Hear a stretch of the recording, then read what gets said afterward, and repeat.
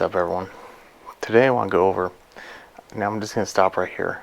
I know this looks like a big motor, and it is, and a big everything, but this goes for any lawnmower. I want to go over the one thing probably that's most important to never do on a lawnmower.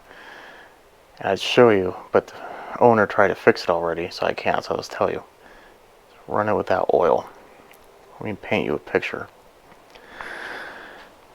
Now, this one I can tell has been, I'll go over the science later, but he's using it, starts to run low on power, and all of a sudden it stops. Doesn't know why it stops. Tried to pull the pull cord, and the pull cord literally came off. Broke the studs right out. I don't know if that's going to be how big of a pain that is, but not moving. He went at the bottom of the crank, tried to twist it, not twisting. Motor's effectively locked up. So that's the worst thing you could possibly do. Now let me go over a couple signs to kind of show you how to prevent this from occurring. First one is pretty easy. Routinely check your dipstick. It's right there. You usually have one. If some of them only have like this little cap on the bottom you have to look at, like a Honda for instance, just check it routinely once every couple mowings. Not going to worry about it. 2, if you legit see smoke coming out of your muffler, you're burning oil, stop.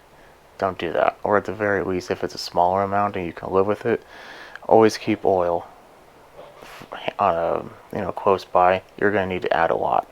Not good to do that, but you could do whatever you want. 3, if you're using it for a long time, then when you turn it off you see blue smoke, that's a sign that you're beginning to start to consume oil, and you should check it more often and more frequently, and potentially add more often. And then finally, the last one is what this one's doing.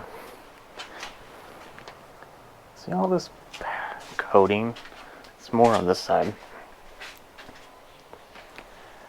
See all that? Over there.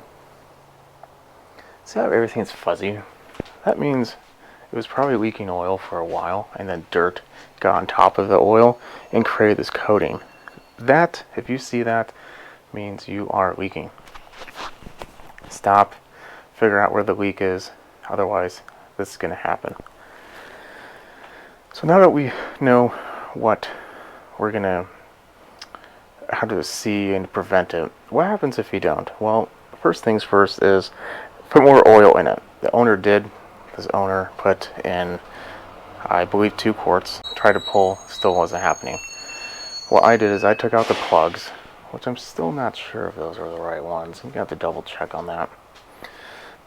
And I sprayed a liberal amount of WD-40. You can use pretty much any oil you want, as long as it's kind of thin. ATV is really good. Automatic transmission fluid, that's what that would be.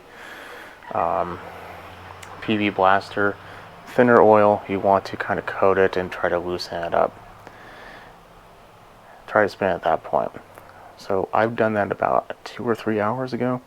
So I'm going to put you down. We're going to see if that had any type of adjustment for us. Even if this starts spinning, you're not really out of the woods.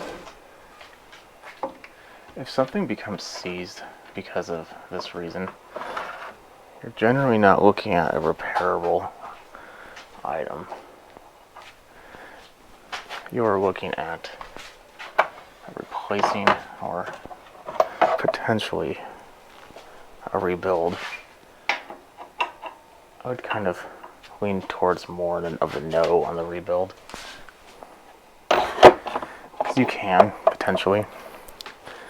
I mean, you could do whatever you want if you want to throw enough money at it, but eventually it's just going to be too much, and you might as well just buy a new motor. Now, at the time that I looked it up, quick 10-minute search, this motor is roughly $1,200 to $1,400.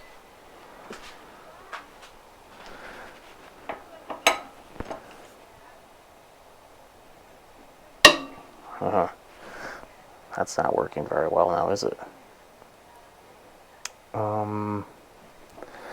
Suppose we could try the other way.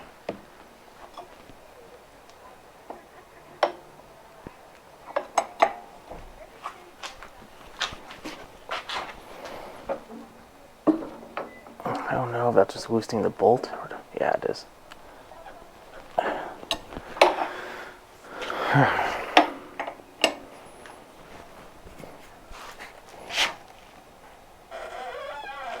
That's just tightening the bolt.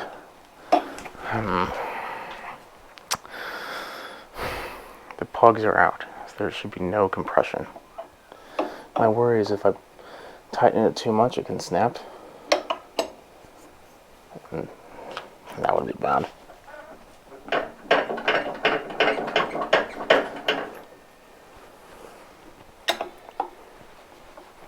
That's going nowhere.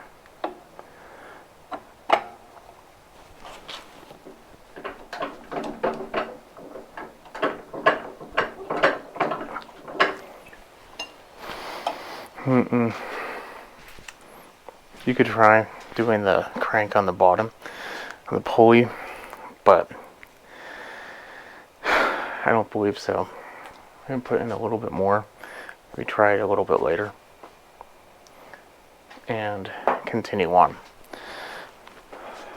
But I wanted to make this quick little video on what you should never do.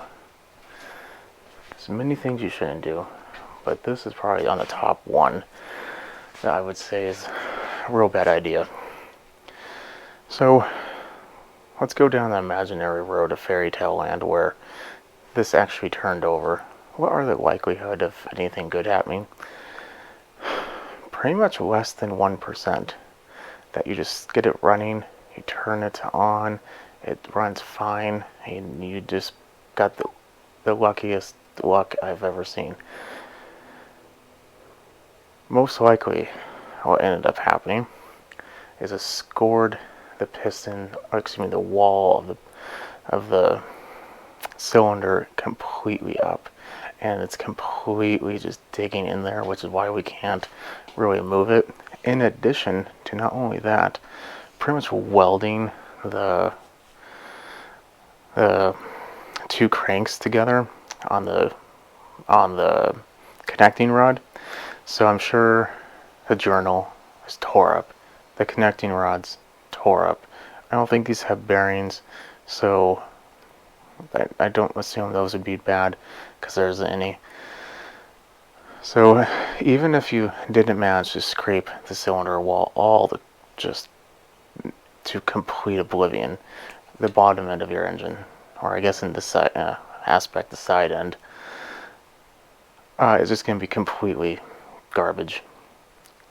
So I'm going to get working on this. I don't suspect this is going to come back. I want to make this quick thing just to go over one last time because it's that important. If you start to burn oil, stop. Don't continue. Stop. If you see that feather or that furriness, stop. If you see legit oil, stop. If you look at the bottom of your mower, if you have a smaller one, and you see oil on the blade, stop. If you sometimes check the oil and it routinely is low, start to check it more often, add a little bit more. If you see that smoking in any time, start checking it more often. And you can avoid this, because like I said, this is a $1,400-ish motor, plus the time it's going to take for me to install it. Plus, I don't know if that's 100% complete. It could need a few additional things. I don't remember. Sometimes they should be complete, but you never know. So at the very least, this owner is going to be looking at a $1,600, $1,700, maybe $1,800 bill, depending on the motor price. Because I don't know if that includes shipping. Shipping for this could be quite expensive too. Just 7 horse cost roughly $100 to ship last time. Granted, the person needed it fast, so I had to go through a faster method of shipping, so that had something to do with it. But still, I can imagine this being quite expensive. So if you don't want to turn your $3,000 to $4,000 machine into having to repair it for another $1,500, $1,700, put some oil in it. I'm going to leave you at that. Catch me in my next video. Follow me on at Small Engine 101. I will see you next time. Don't forget to subscribe. Have a good night.